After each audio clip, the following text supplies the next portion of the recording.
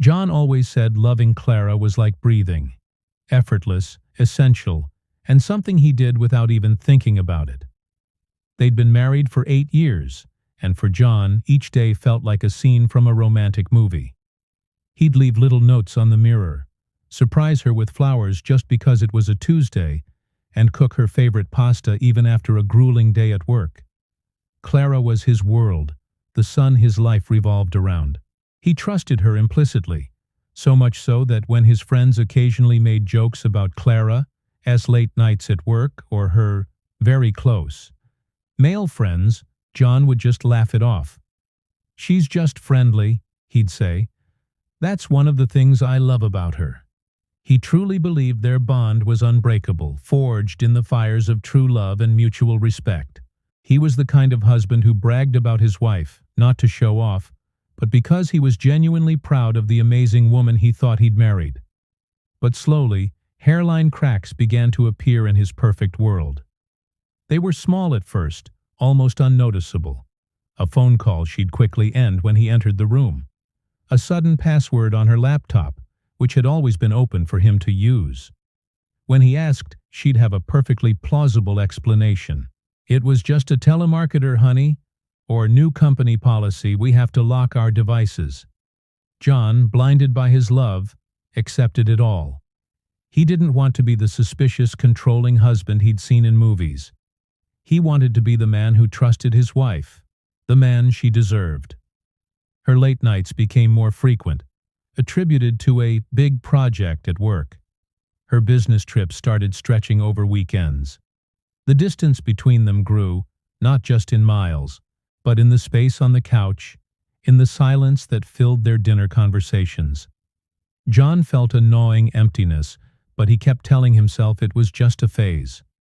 All marriages have their ups and downs, right? He just needed to love her harder, be more understanding, and everything would go back to the way it was. The breaking point arrived on a rainy Wednesday afternoon. John had gotten off work early, feeling a bit under the weather. He decided to surprise Clara, maybe pick her up from her office and take her out for a nice, quiet dinner. He pictured the smile on her face, the way she'd playfully scold him for being so impulsive. He bought a bouquet of her favorite lilies, their scent filling his car with a sweet fragrance that suddenly felt suffocatingly ironic. As he pulled up to her office building, he saw her. She wasn't buried in paperwork as she'd claimed. She was standing by the entrance, laughing, her head tilted back in a way he knew so well. But the man she was with wasn't a colleague. It was Mark, a man she had introduced as an old friend from college. The way they looked at each other, the way his hand lingered on the small of her back as he opened his car door for her. It wasn't friendly. It was intimate. It was everything John thought was reserved for him. John's heart hammered against his ribs. He felt a cold wave wash over him, so intense it made him shiver despite the car's heater being on. He watched them drive away, his mind a whirlwind of denial and confusion. It couldn't be. There had to be an explanation.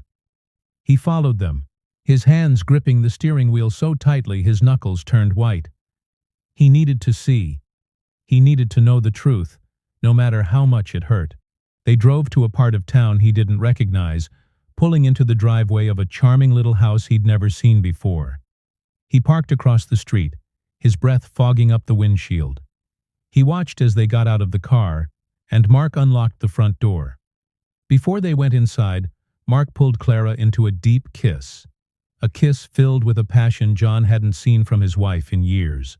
The lilies on the passenger seat seemed to mock him, their vibrant color a stark contrast to the grayness that had enveloped his soul. The truth was no longer a suspicion. It was a brutal, undeniable reality, playing out right before his eyes. For what felt like an eternity, John just sat there, the engine off. The only sound the drumming of the rain on the roof and the frantic beating of his own broken heart. Every memory, every shared laugh, every whispered "I love you" was now tainted, replaying in his mind like a corrupted file. The man who loved beyond reason was now face to face with a reason he could no longer ignore. He felt an odd sense of calm wash over the storm inside him. It wasn't anger, not yet. It was a chilling clarity. He started the car and drove home, the journey a blur. He walked into the house they had built together, a home filled with photos of their smiling faces.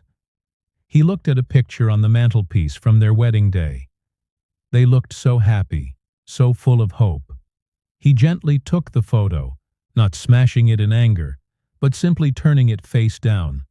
He went into their bedroom, the room that had once been his sanctuary, and started packing a bag.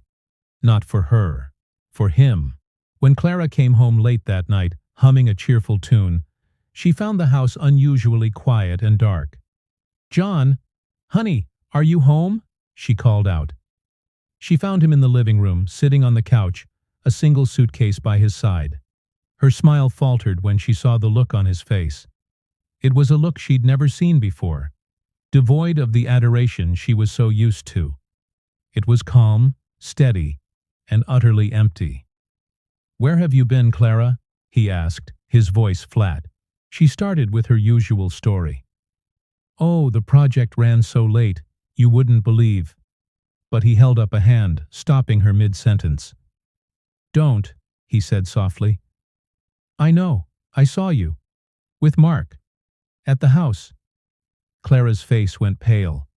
The color drained from her cheeks and her mouth opened, but no words came out. The charade was over. There were no more lies to hide behind. "I loved you," John continued, his voice gaining a sliver of strength. "I loved you so much that I ignored everything my gut was telling me. I made excuses for you. I defended you. I thought my love was enough to hold us together." He stood up and walked towards the door, picking up his suitcase. "But love isn't supposed to make you a fool. And reason, well, reason finally showed me the truth." Clara started to cry, reaching for him.